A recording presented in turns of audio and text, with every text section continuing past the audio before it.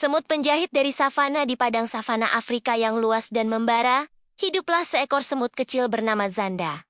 Ia bukan semut biasa. Zanda adalah bagian dari koloni semut pemangsa yang terkenal dengan kekuatan rahangnya. Tapi berbeda dari saudari-saudaranya yang suka menggigit dan menyerang, Zanda lebih suka menolong. Zanda tumbuh besar di bawah ajaran neneknya, seekor semut tua bijak yang selalu berkata, "Jangan hanya gunakan kekuatan untuk bertempur, tapi juga untuk menyelamatkan."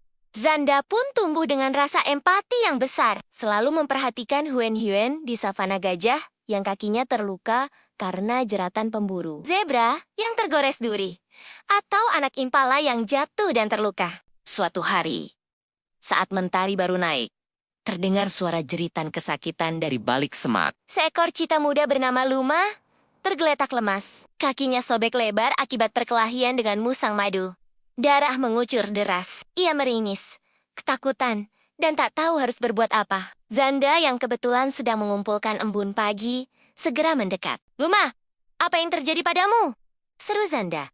Aku terluka parah," desah Luma. "Aku tidak bisa berjalan. Aku akan mati di sini." Zanda tahu, luka itu terlalu dalam. Jika dibiarkan, Luma bisa kehabisan darah.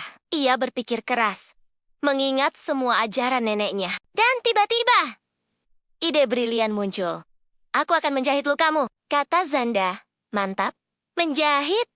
Kau ini semut kecil." "Bukan, tabib," Luma mengerang.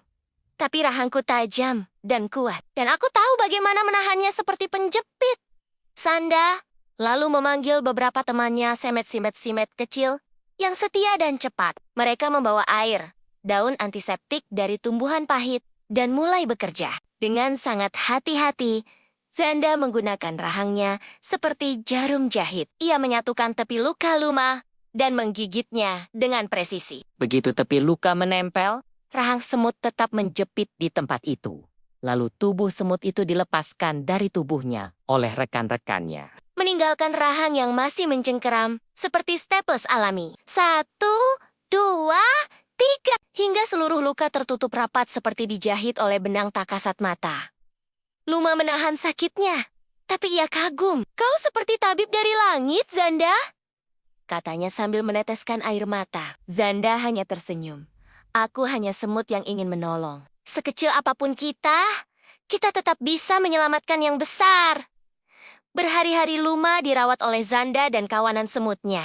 Mereka membawakan makanan, menjaga dari lalat, dan mengolesi daun penyembuh. Dan ketika Luma akhirnya bisa berdiri lagi, ia mengaum ke langit.